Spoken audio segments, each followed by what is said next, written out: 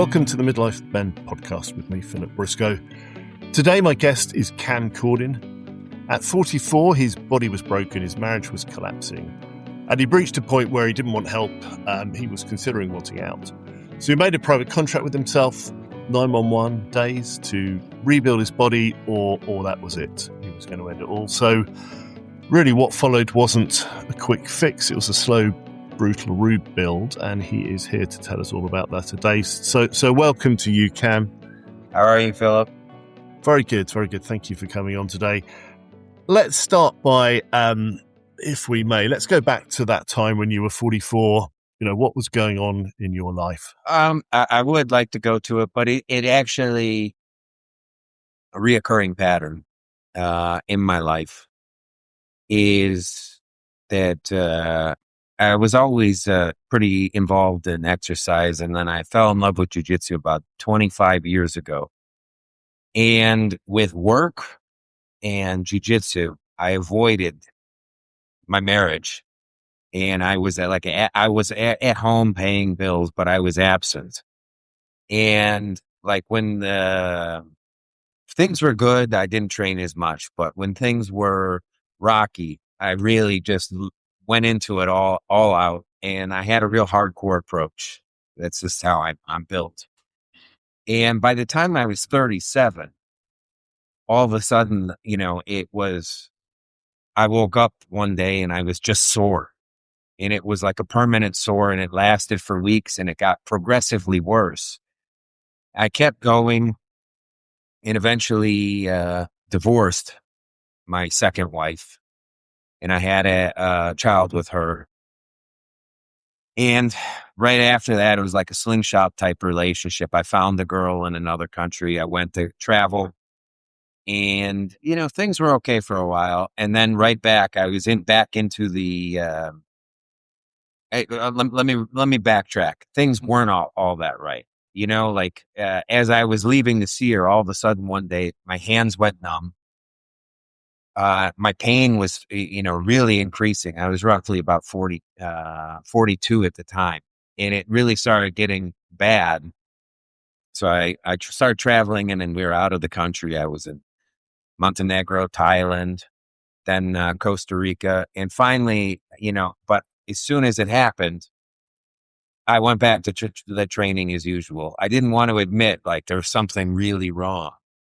And eventually I went to the doctor, and they put electrodes on, and like there was no nerve signal in my hands. It was like dead. And the look of horror this woman gave me, it was frightening. And I realized right then, like something was really wrong, but I still kept training. Eventually married this woman, and eventually moved back to the United States. And the training cycle kept increasing. I did have the surgery for the nerves when I got back to the U.S. And the doctor basically told me is you should get some of the feeling back. And I was kind of horrified because I built a whole identity around this. I was really into the training. I mean, sometimes, 6-7 hours a day. And like, I couldn't accept it. So the nerves got a little better from the surgery, but they were far from perfect. So let me just ask you, what was causing this nerve damage? Was it the excessive training? Yeah, I had it, and it was probably like a decade earlier. I broke both arms, and I just let them heal, and then the nerves were pinched in both arms.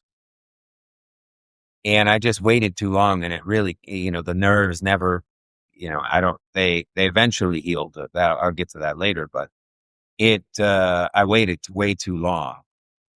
And I kept going, and like the rest of my body still felt terrible. I mean, like I couldn't sleep. It was probably, in fairness, it wasn't fair to my then current wife because I was miserable. Couldn't sleep. I was always in pain. And I kept that cycle of just kept training so I would just be exhausted so I wouldn't have to deal with anything. And eventually it came to the point where like everything in my life was collapsing at once. And we agreed on a divorce. and I was okay with it. I was kind of relieved. I walked outside onto the pool deck on a spring day in Florida, and I realized, like, I had a son living with me. He had 2.5 years left of high school. Then he'd be in college. And I said, look, I did my job. He's in college. That's 2.5 years, roughly 911 days. And I saw the kettlebell on the pool deck, and I just said, you know what? If I can't fix this and feel like I did when I was 20, instead of I was feeling like I was 70 plus, I'm going to take that kettlebell and walk into the pool, because at that point, like, I had nothing left to really fight for. I didn't have a marriage. I had a son that was basically full grown. And basically I lived my identity, and I still do, through exercise. So I made it. Did you have a career?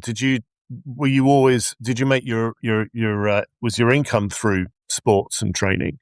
Did you have something to fall back on? Part of my life I did, but then I do have a background in system dynamics. So I did a lot of work in that, computer coding. So I was pretty well versed. So I kind of worked when I needed to, but everything started just collapsing right before my eyes. Had big clients, they left, and it was a struggle. And I made that decision that night on the deck. And it was, realistically, it was a relief, because I had a deadline in there, something to fight for. It wasn't like I was giving up. It was like, I'm going to try everything, but I'm not going to go down the managed decline route, because doctors wanted to prescribe me pain pills and all other sorts of things. I wasn't going to go down that route. So it was instant relief. I woke up the next day and the journey began. The divorce didn't happen till probably 2 years after the fact. It's all in the book. I don't want to go too into it, but that's when it actually started. And I started making changes in my life slowly, and basically keeping what works and discarding what doesn't. And I kept track of everything really systematically.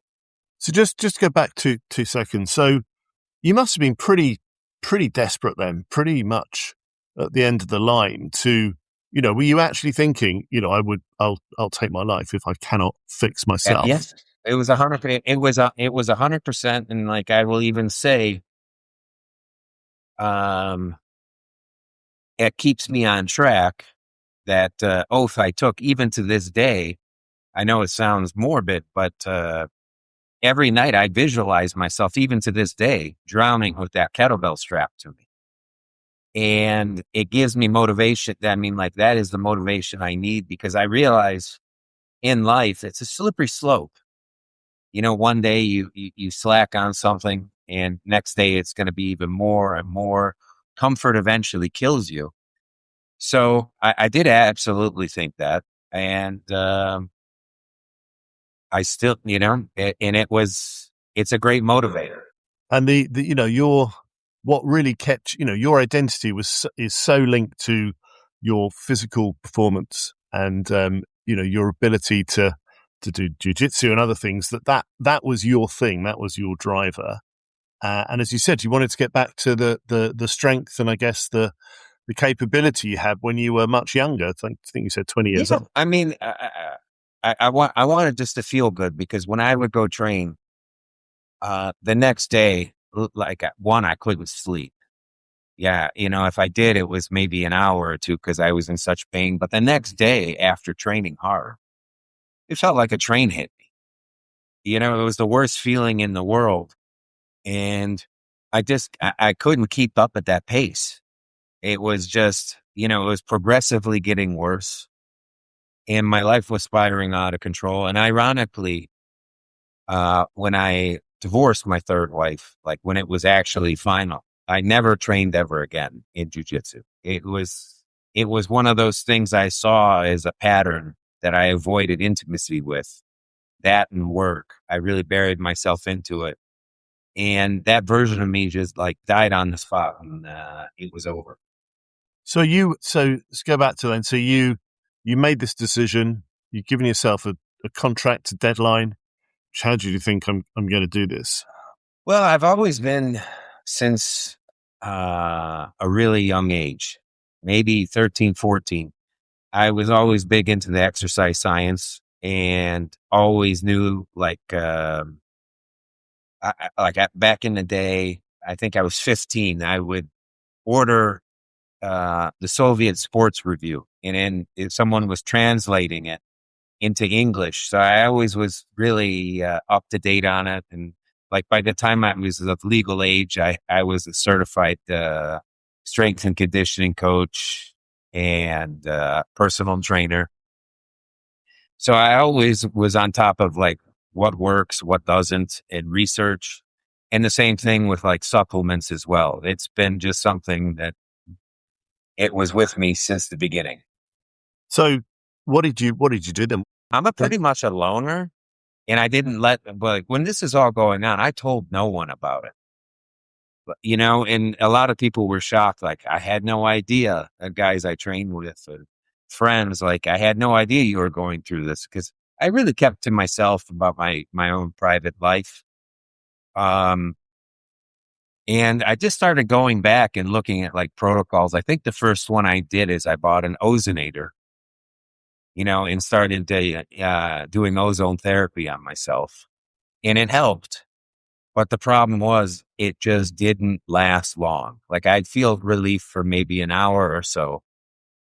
And it was promising. And from there, I thought about it. I said, well, if I can trap this gas inside my body longer, it might be even better. So I started looking at the sitting in cold water.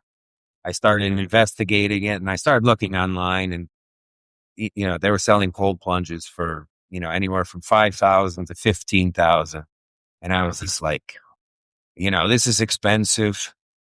And I was like, should I buy an ice maker and do this? And I'm like, I won't. That's not sustainable to grab ice and dump it, especially in Florida. So eventually, I realized that buying a deep freezer, sealing it, getting the temperature control in, some water filters was the way to go. I think I did it for under $1,200 US. And I started doing that thinking it would help the ozone. And right away, it was cold, because I put it on as cold as possible, because this is just my nature. And I noticed maybe within a week or two, like, visible benefits. And each day I would add more and more and more to it.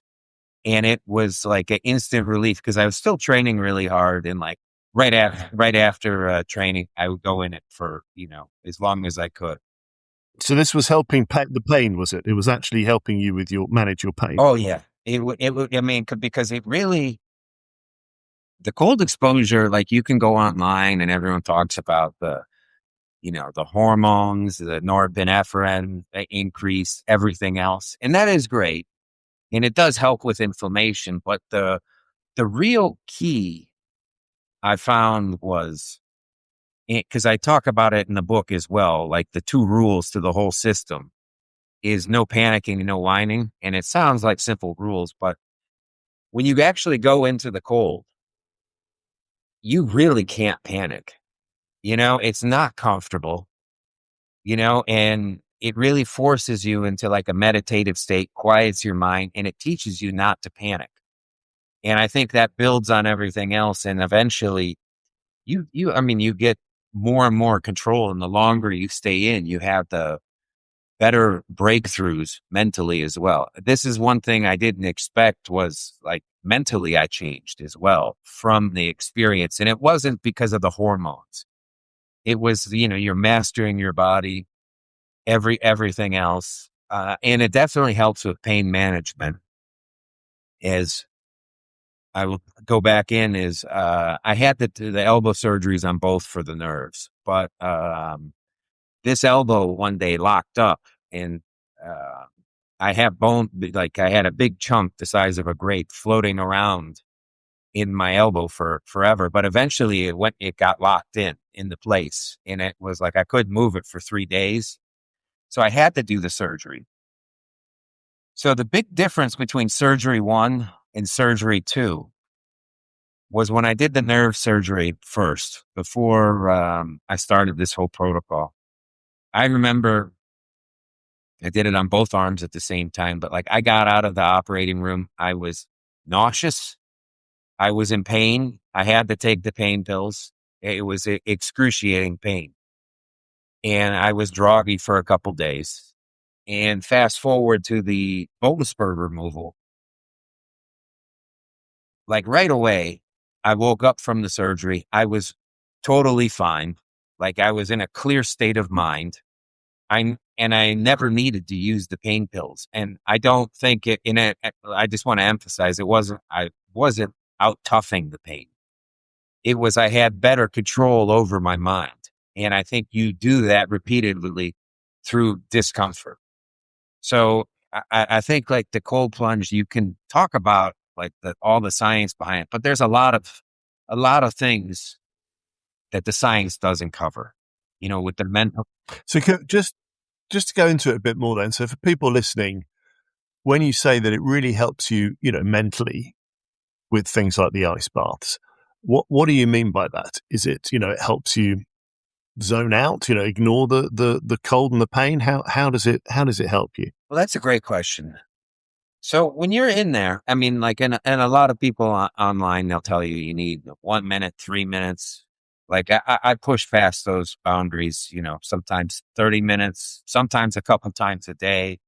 I was really pushing it. And I think once you have that extended amount of time, when you start hitting past 15 minutes, it's maybe even less, but you're forced to quiet your mind. Yeah, and like it's like a meditative state if you want to survive. You really can't sit there and be thinking, your mind's not running wild. It's a calm state of mind. And I did some of my best thinking in the cold plunge because your mind is so quiet. I don't know how to describe it. And you start looking at like the problems you're having. And I had a lot of problems, and I'm thinking like, how do I fix this? How do and just start playing it in my mind, because maybe you're distracting from what's really going on, but it's a great, like, this reset of the nervous system. And it just really, people spend, and I like to say this is, and I'm not against meditation by any stretch, but meditation requires like a dark room, no sound. You have to sit there calm, and eventually one day you hope you can, have like very little thought going through your mind. It's a long learning process, but if you start doing the cold, it's like instantly like everything's going crazy, and like you have to control your mind. Like this is, you have to control your breathing. Everything has to be controlled. And it's a meditative state that you can turn on anytime you want if you train for it. The flow state or whatever. If you want to be in the flow, this is probably the best way to train for it. So presumably you build up to this, though. You don't kind of get in a bath for the first time, No. 15 minutes. And, No. you build it up, day by day, minute by minute, whatever it might be. So for guys listening who, and I've been here, you wake up in the middle, in the middle of the night, 2 a.m, and your head is thoughts racing around your brain. You can't control them, panicking about whatever it might be. You don't like your job, the way the career's panning out, or your relationship with your kids, your parents. So this approach, in this instance, starting to take cold baths, ice baths, that is a way then of starting to manage those thoughts and have better control over. How does that translate into, stopping those spiraling thoughts and starting to get your life a bit more on track? Well, I mean, you're forced. You are really forced to, control your thoughts. So, I mean, like you can't do it for long times if your mind's going crazy. And eventually, you learn, how would I say it? How to deal with discomfort. You're forcing yourself to like find your way. Like what I think about, what you think about, or everyone else has their own way. And eventually you will find it, but because you're constantly putting yourself in discomfort. But back to your question, like guys that are struggling, I would say the first thing, if you want lasting change, and I talk about it a lot, I would say two things is one, you have to make sure to drink a lot of water. I think, everyone I've worked with is severely dehydrated. And I talked to a lot of guys and I said, well, explain your morning to me. He said, well, I get out of bed. I turn the coffee maker on. Then I have a cup of coffee and I said, oh my God, you're not having any water? And he's like, no, should I? I said, yeah. And he's like, how much? And I did, "Yeah, how much do you drink before, first thing?" And I'm a little different because but I say like minimum 60 ounces of water, roughly 2 liters. I think you're using the liters, 2 liters before you even think about coffee. And then you should continuously strive. Like everywhere you go, I tell people, make sure to have water, always water, because if you're dehydrated, everything gets, it's a vicious cycle. Your breathing will start getting shallower. Your thoughts will go crazy. And like brain fog, a lot of times is because you're constantly dehydrated. And then it starts affecting your digestion. And then, it's just a death spiral. And it's such a simple fix. So you start simple. Start with the water. And the other thing that is really important is you have to tackle clutter. You can't live in an environment that if you walk past something and it gives you a million, it runs through so many thoughts like, I have to do this, I have to do that, is because you already have decision fatigue. It's going to lower your willpower. And by the time you actually leave the house, you're exhausted.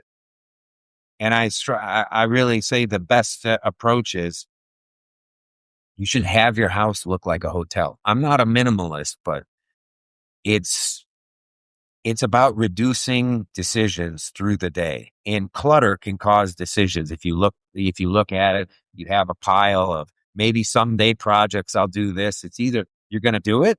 It has a home, but it shouldn't be on a chair in the kitchen, where it could be, your thoughts go by. I mean, because you want a clear mind, but you need the environment for the clear mind. So these are all things which are very easy to do. It doesn't cost you anything. I kind of think you might have seen my morning routine, which involves a cup of coffee and no water, and my house is full of clutter. But there are things you can do when you get back from work or today or whenever. It's easy, isn't it? And then you can see for yourself if that starts to change, the way you think, the way that you manage the problems. Everyone's got problems, but the way that you cope with them, the way that you find solutions. Yeah. I mean, like that is a first start, is because especially in today's world compared to when we were growing up, there is not as much noise out there. Your phones are going off. There's so many more decisions throughout the day. And with my background in systems is you have to eliminate all the decisions. You don't want to, you only have so much willpower regardless. You don't want to tap into it, to decide what you're going to have for dinner. Everything should really, and it sounds simple, be planned and systematized. And if you have your goal is, I want to get in better shape, be realistic about it, and have contingency plans. Like depending on what time, if you work out first thing in the morning, what happens if you sleep late? What happens if you have to go to work early? You have to do something. You have to have momentum, and not having a full workout is okay because you did something and you designed the system while you're in your best state of mind, and you have to be honest with yourself too. Not like, I'm going to design this system, but I also have to perform like a rock star every day to follow it, because you have to be compatible with it. Can you do it on your worst day? That's a good system. And then you can build from there. But most people start off overly optimistic on their true capabilities. And when you design the system, it should really, everything you do in it, you should like, and it should reduce decisions throughout the day. So you don't have to think about it. So if you're working out, if I'm hurt, what do I do? And you're thinking to yourself, during work, you're like, okay, I have a workout today. Should I do it or should I not? And that thought pattern is going. But if you look at it, you should have like a flow chart for it and say, okay, I'm hurt. I'm going to do this. The thought is already there for you. You don't, thinking really hurts the team. You can't overthink things. And if the system is already there, you'll follow it. It's better than just like going by intuition. And I know some people are good at it, maybe, but you have to have a system. Do you think if it's too easy, it's not going to have the same effect? I know that when you went through your 911 days, and we can come back to it in a sec, you're talking about this kind of slow, perhaps a bit brutal rebuild. Do you think there has to be something that's really challenging to it? Otherwise, it's too easy and perhaps you just won't keep to it? Well, I think if you really plan everything, and obviously if your goal was to run a marathon, you can't start training like you already can run a marathon. And you're, training to be in the top 5 finish. So I think it's really important to really assess yourself realistically where you are. And I think also if you push too hard, that's a burnout right there.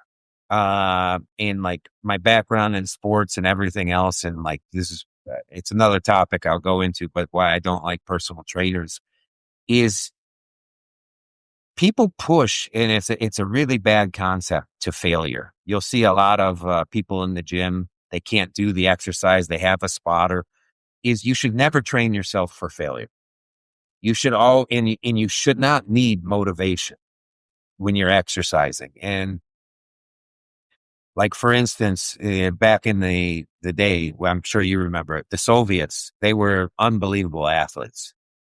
And if you look at their weightlifting protocols, they needed no motivation. They never taxed the central nervous system. They never missed reps. Everything was pre-planned. Was it easy?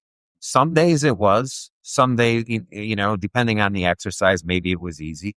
But some days, they never missed lifts. They never trashed their central nervous system. So, and I think a lot of people monitor perform, if they're doing something I just worked 12 hours today. Is that good? I mean, in long term, does that work? It doesn't. Eventually the bills come due. So you really have to think very hard, and sometimes pulling up when, you think you could push harder. It's not the right, you don't push hard all the time. I'm not saying you can't sometimes, but you have to be very methodical with everything you do, because again, you only have so much willpower. And if you all of a sudden are having an intense workout, you're thinking about it 3 hours in advance, that's a problem, because that means you need motivation to do it versus I'm going to go in there, knock it out. Everything feels good. Because I can give you an example is I do push-ups in the morning. I can do a lot of push-ups, but I've never, ever struggled with it. I never felt to me, it's like a warm-up for the day because I never push it. So eventually your body adapts slowly, slowly, slowly. And if you don't go slowly, in a wave-like fashion, because this is how things happen in the real world. It's not like you're just going to improve like this. If you're learning a language, you're going to go up, then you're going to you have periods where you go down. So if you actually plan to go down naturally, so hard day, heavier weight, then all of a sudden you step back, go back up, you're preventing that plateau without, stressing your central nervous system.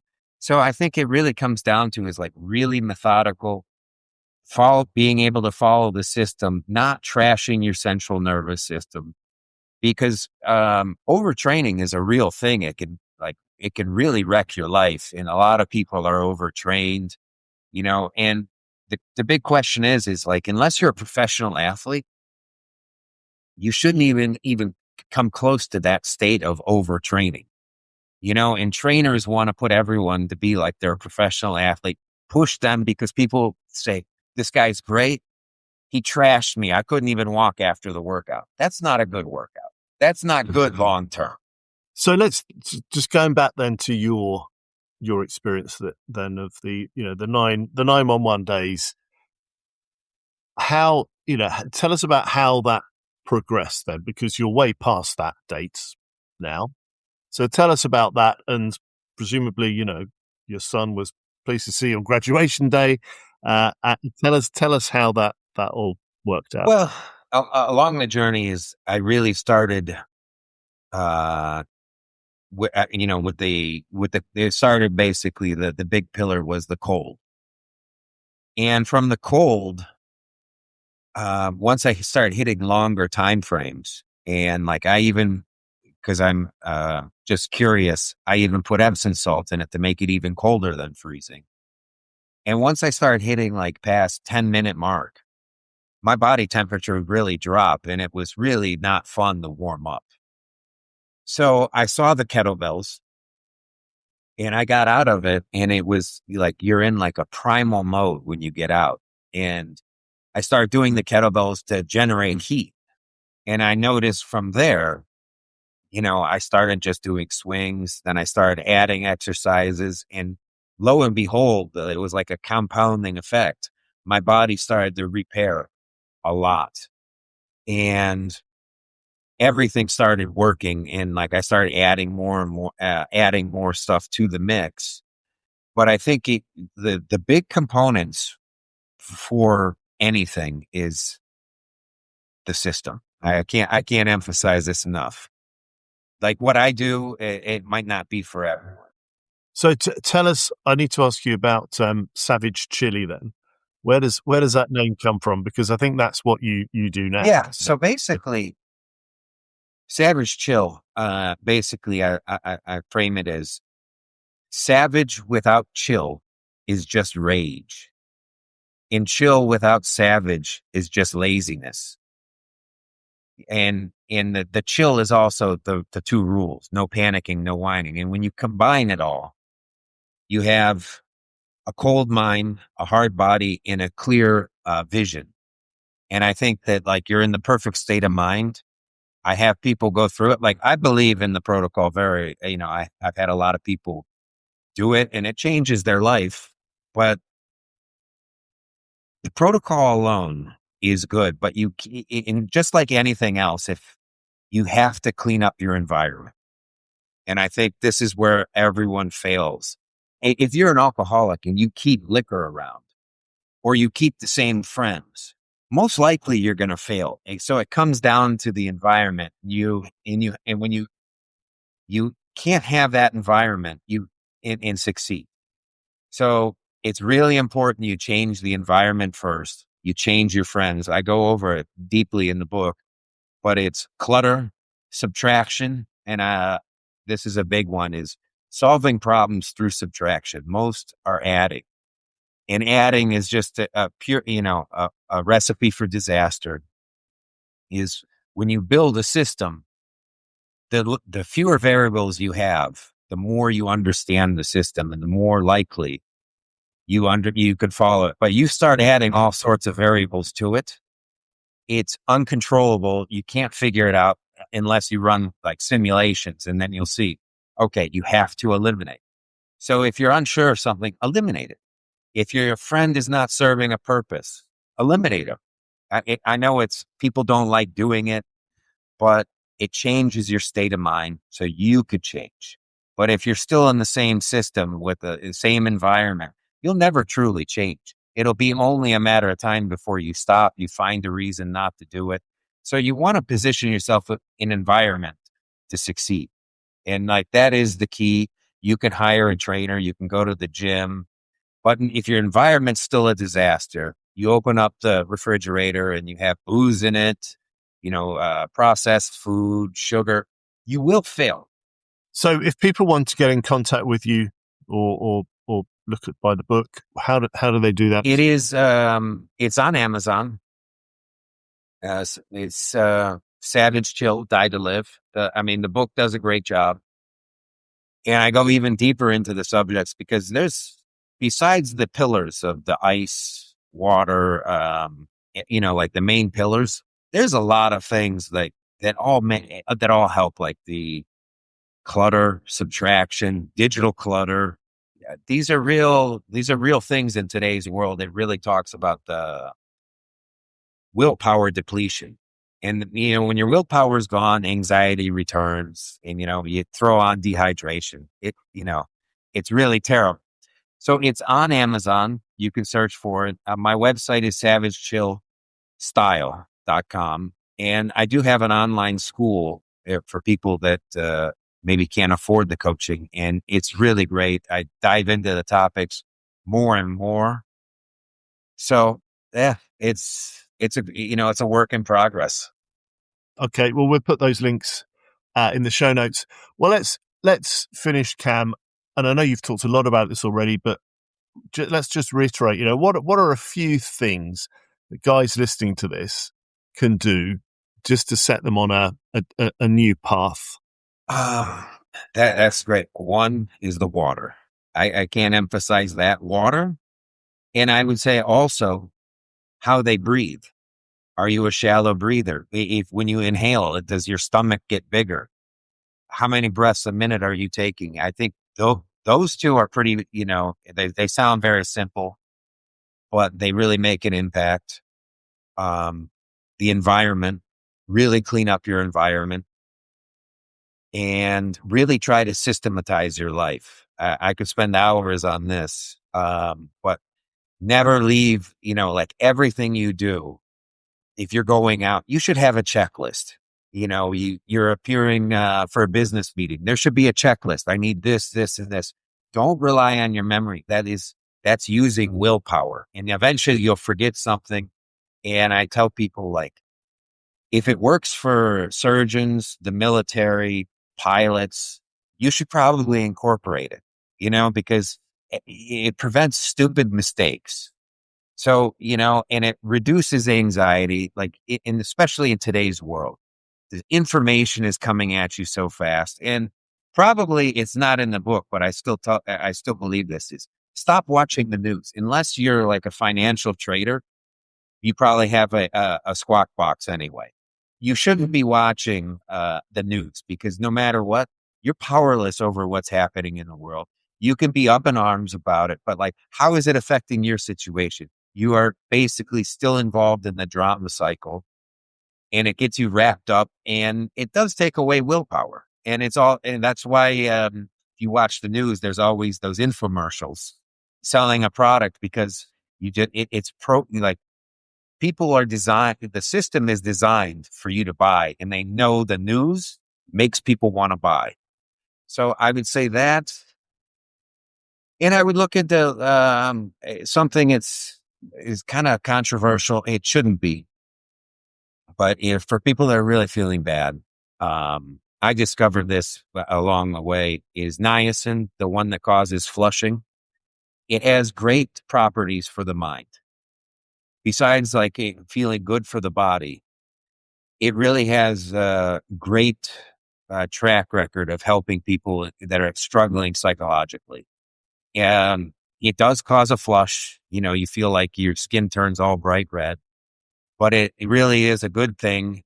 And to go back to the history of niacin, there's a big history of it and it lowers cholesterol, is that it's probably the only vitamin that can act as a drug as well.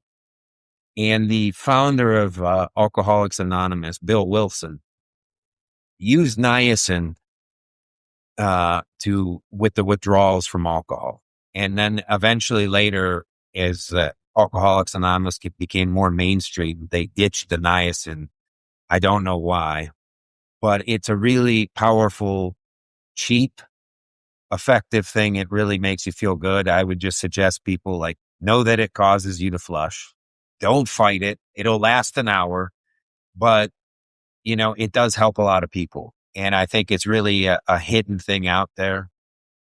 And there's a lot of but you have to make changes. You have to see what works and eliminate what doesn't and simplify your life.